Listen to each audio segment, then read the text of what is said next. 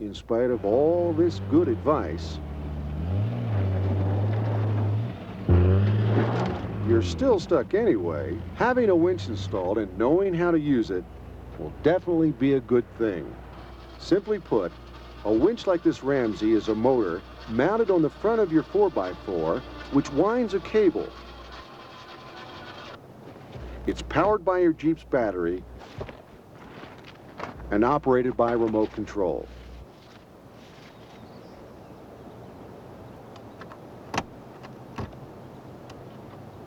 Always choose an anchor point as straight ahead as possible. This reduces the load on the cable and the winch itself. Wrap a nylon snatch strap around the anchor point and place your winch hook through the loops at the end of the strap. Be sure the anchor point is strong and hook the cable as low to the ground as possible. And don't run the line around something, a tree or bumper, and then attach the hook back on the winch line. It can damage the object and your cable. To double the strength of the cable, you might consider using a pulley setup like this one. Use the toolkit case or a blanket to hold down the cable in the unlikely event the cable would snap. When you use a winch, help it pull with your vehicle's power. Use first gear and low range. All you really need is 5 or 10 feet and you'll get traction again.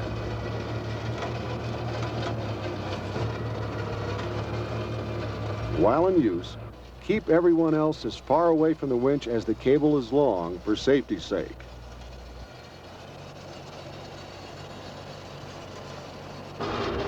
It's nice to have more than one vehicle on the trip. You can use the winch to pull the stuck one out. Just hook them up front to front, and with the winch turning, the puller can back up while the one that's stuck uses a little power in low range to help himself out.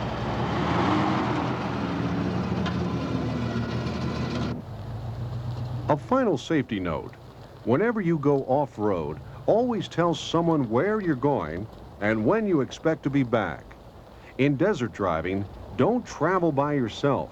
There's more safety with another 4x4 along, and it's more fun too. When you're out in the environment having fun, remember the only evidence you should leave is your footprint.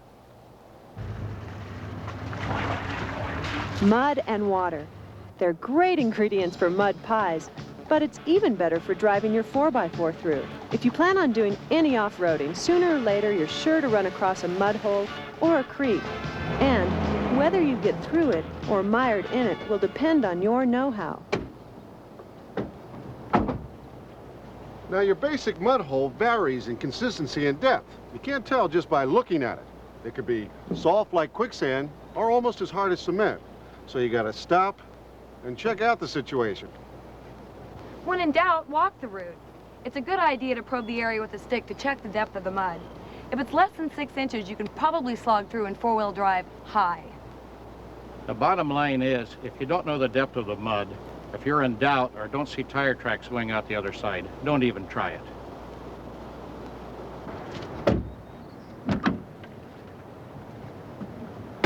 Start out in 4-wheel drive high, using first or second gear with the manual transmission, or drive one with an automatic transmission. Depends on the characteristics of the mud. When you get started through mud, don't stop. Always keep your forward momentum. Keep your wheels moving till you get back on firm ground. Beware of obstacles. You don't want to puncture a tire on a sharp rock if you can help it. On a trail where you can't avoid a short section of mud, you might find that powering across it at a good clip will get your front wheels on solid ground so they can pull you out. Or try to keep 2 wheels on solid ground at all times. The traction will help pull your vehicle through the mud hole.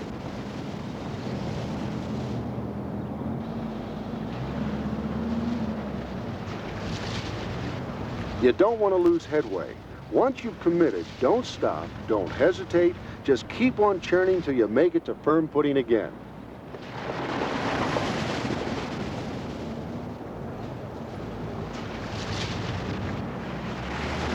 If you start to bog down, rapidly turn the steering wheel side to side, giving the tires a chance to get a new bite.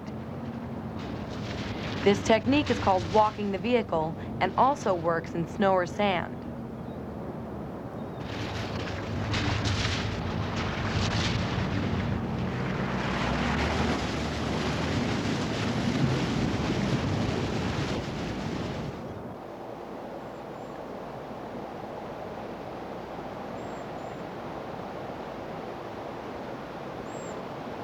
Driving through water is a lot like mud. Another situation where there's an element of the unknown. You can't always see the bottom of the stream. That drop-off could be an inch or two or several feet. If it looks like it has a good solid bottom, you can drive straight across it. Otherwise, you should drive upstream at a slight angle against the flow. All right, if the water's clear, watch for big rocks or stumps in the water. If the water is murky, somebody should walk across first to check the depth. If it's too deep, it's obvious, then find another place to cross. Let's give it a try. Yep. Okay?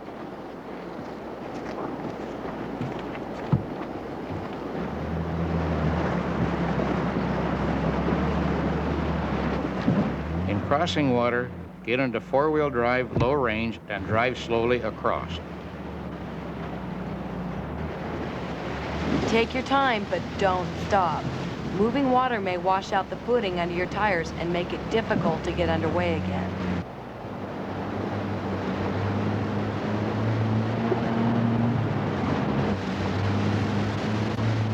After being in mud or deep water, check your brakes.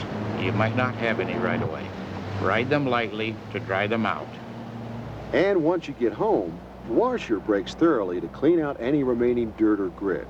It's also a good idea to have your mechanic check your differentials and transfer case for mud or water.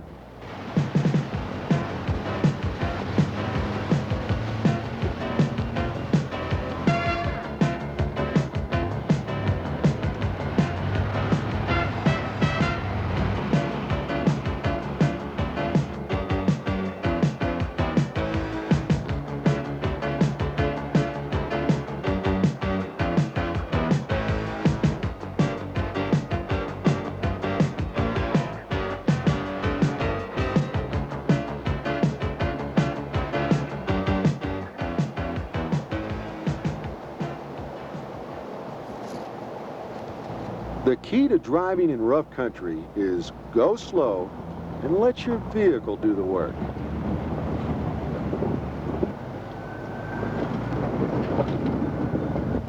This is really like the story of the tortoise and the hare. You go slow and crawl over the rocks. You don't jump them as a rabbit would. Pick your trail carefully and avoid dangerous areas, and you'll get there.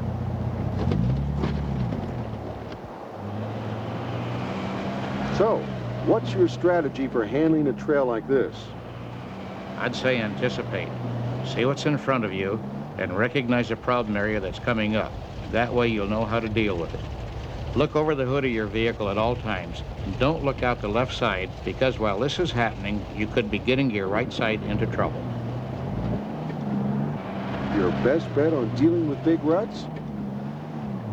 Steer the wheels onto the walls of the rut, riding on the sidewalls of your tires. Yes, the tires can take it. And straddle the deepest part of the rut.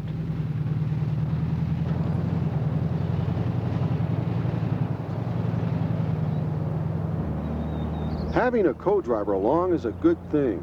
A second pair of eyes never hurts. Another tip with manual transmission, stay off the clutch. Without the clutch, you have more vehicle control and you can actually start and stop the car in gear. Here's how. Use first gear in low range. Turn the key, but don't use the gas. Just let the vehicle start crawling, which it'll do automatically with the starter.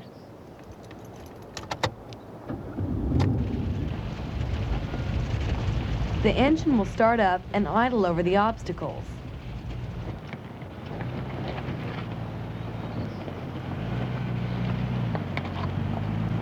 If the vehicle stalls, don't use the clutch or the gas. Just use the starter again. You can drive this way all day and never burn up the clutch, and you won't hurt the vehicle. It also gives you total vehicle control. On a rocky trail, The tortoise will beat the hare every time. You want to go over rocks slowly, not straddle them. Here's how an experienced driver would do it. Put one of your tires right on the rock and idle over it. Don't straddle these things. It's the quickest way to get yourself hung up. They call it being high-centered when one or more of your wheels isn't in firm contact with the ground. You'll have to use your high lift jack to free yourself.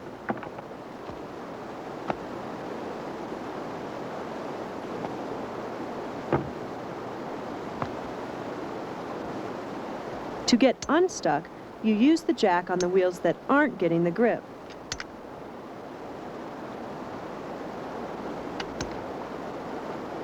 Then build a little road under it out of rocks, dirt, wood, whatever. Finally, jack the vehicle down and slowly drive off of it. Something else to remember when you're driving in the rough country is to keep your thumbs up and out of the steering wheel, especially if you don't have power steering. If your front wheels hit an obstacle, the jolt will travel through the steering gear and spin the wheel with such force that one of the spokes could break your thumb. In rugged terrain like this, you do not need speed or power. Just idle over the rough spots. 2 to 3 miles an hour is top. If the vehicle acts like it's going to die, give it just a little bit more power. And again, with manual transmission, keep your foot off the clutch completely. Going over rocks, people will sometimes hear metal scraping. You're going over the optional skid plate, which is doing what it's there for, protecting the underside of your vehicle.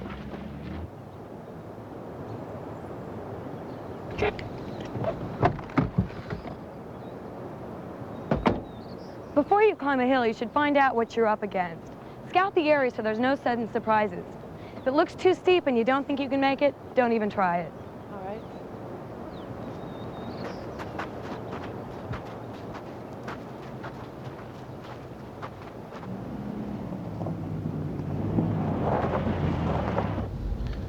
This the one we're gonna do?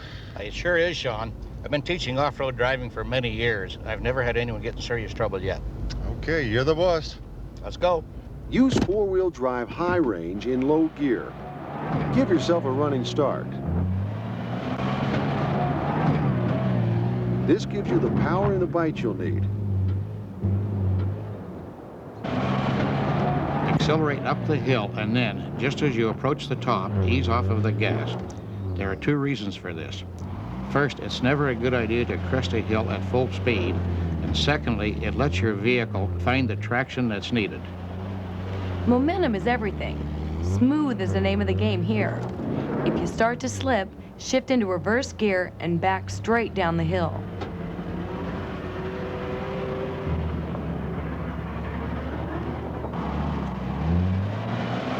Then try again or find a safer route.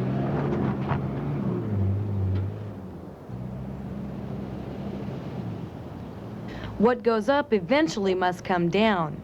So when you're going downhill, head straight down the hill, never at an angle. Use low gear and low range. With a manual transmission, stay off the clutch completely and let the engine's compression slow you down.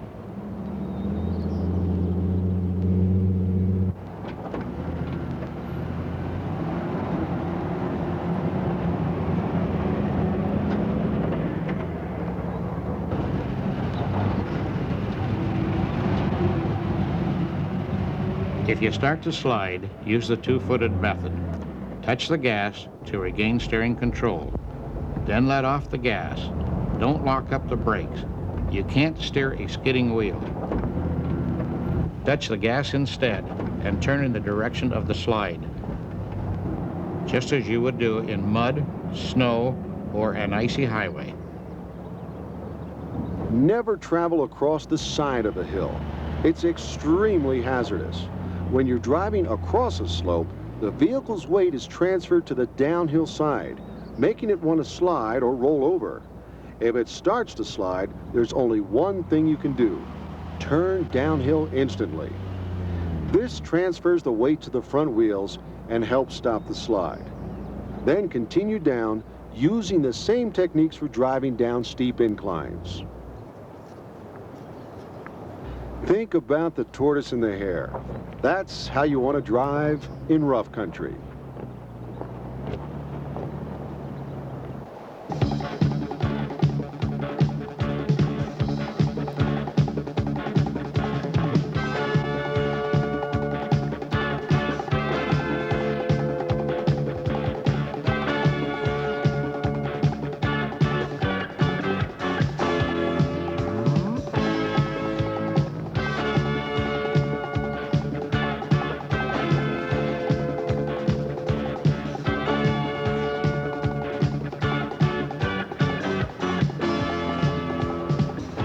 Whether it's camping, fishing, or just getting away from the crowd, four-wheeling can open up some tremendous vacation possibilities. For a simple family outing, four-wheel drive is ideal for reaching secluded campsites with a minimum of fuss. For comfort and safety, you want to outfit your vehicle with some equipment. Here are some ideas. Bring along a good-sized tent or two. And don't forget sleeping bags and air mattresses. They'll make camping very comfortable, especially if the weather turns nippy. Be sure to bring along enough water and food and the utensils to prepare it.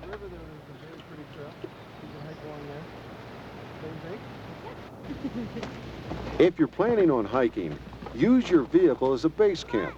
Then you can hike where you like, especially if your objective is rock climbing and the site is nowhere near the road. It's important to have some emergency equipment too. Remember to bring a first aid kit. And also consider equipping your vehicle with a winch or a come-along to help you get unstuck. A CB radio can be an important link with civilization in case of emergency. Ours is a beautiful land, but we have to protect it if we want to continue using it. We strongly endorse the U.S. Forest Service's Tread Lightly program. Consider these ideas. If you enjoy four-wheeling for sport, be sportsman enough to do so only in areas set aside for such use. Remember, you're the visitor, and your visit shouldn't leave any scars on the land. Don't litter, and if you see trash in your favorite area, clean it up. Set a good example for the next person.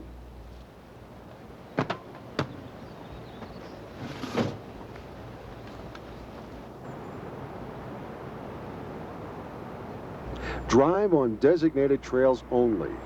There are many established for four-wheel drive vehicles exclusively. Stay out of areas posted against such use or private property. And leave the wildlife alone. Disturbing the balance of nature deprives us all. And remember, the land belongs to everyone. So carry out whatever you bring in. Keep your vehicle in good mechanical condition, preventing excessive exhaust and fluid leaks that can harm the environment. Don't mistreat the land you're driving on. Avoid cutting a switchback, stay out of wet meadows, and don't spin your tires unnecessarily. Your tire tracks could cause erosion. Another good idea? Join your local four-wheel drive club. It's a terrific avenue to meet other four-wheelers, organize trail rides, rallies, hill climbs, and clean up and restore our backcountry and protect our right to use it. Don't go alone if you're heading into country not usually traveled by other off-roaders. Right. And when you go, let somebody know where you're going and when you expect to be back.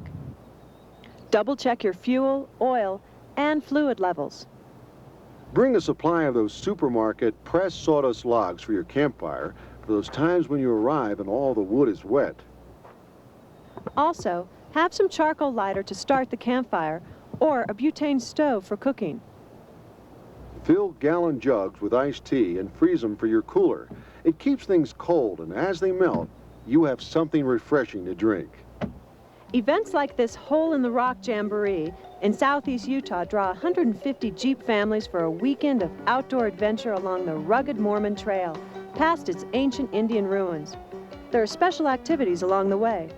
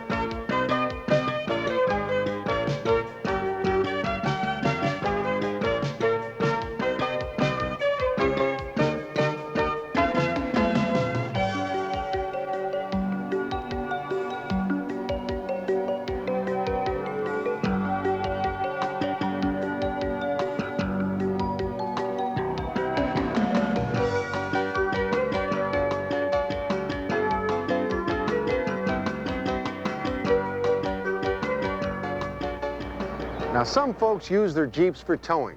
If you've got a boat or a trailer, make certain that the vehicle you buy has enough power to move the load without straining. Talk to your dealer. He's the expert and get you the proper kind of hitch and equipment that you'll need to get the job done. Before you need to haul something, it's a good idea to practice. Find an empty parking lot. Set up a course with empty plastic gallon milk cartons. Learn to maneuver through tight situations like backing up and parking. You'll discover it's easier to do with your four-wheel drive's smaller turning radius than with a sedan. Here's a handy way to learn to back up with a trailer. Put your hand on the bottom of the steering wheel. When you want the trailer to turn left, move your hand to the left. Move your hand to the right, and the trailer turns right. Next, get used to handling your trailer on the road. The first time out, take it easy. Drive your vehicle as smoothly as possible, especially during takeoff. On long downhill runs, to avoid overheating your brakes, downshift to a lower gear and let the engine do the braking. For further ways to personalize your 4x4 experience, try accessories. There are scores to choose from. Off-road or fog lights will help you pierce the darkness. A winch will be helpful in emergencies. Air deflectors will keep your rear window clean. Special wheels, splash guards, running boards, and chrome tow hooks will customize your 4x4. There are bed liners, covers, and step bumpers for your truck. The choices seem endless.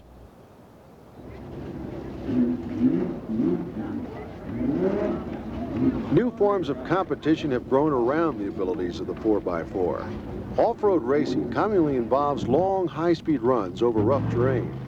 One of the best-known races, the Baja 1000, is a 1,000-kilometer race through the barren Baja Peninsula of Mexico.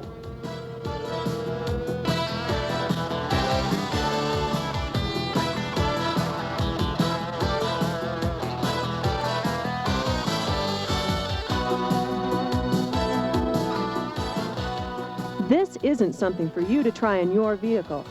These aren't stock machines, but radically modified vehicles with special engines and suspensions costing over $100,000.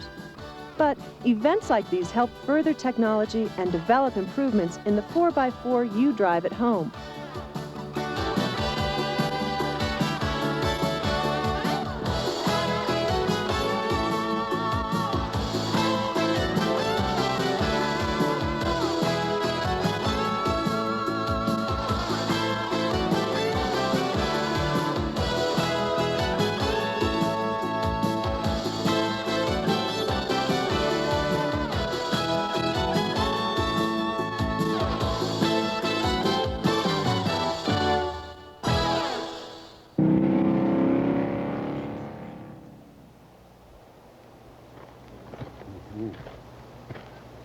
Well, that's it.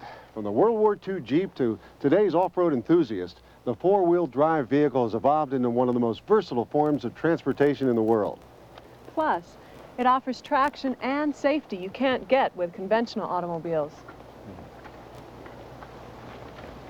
There's a great country out there. Go see it. That American spirit is alive and well in the world of four-wheeling. See you out there.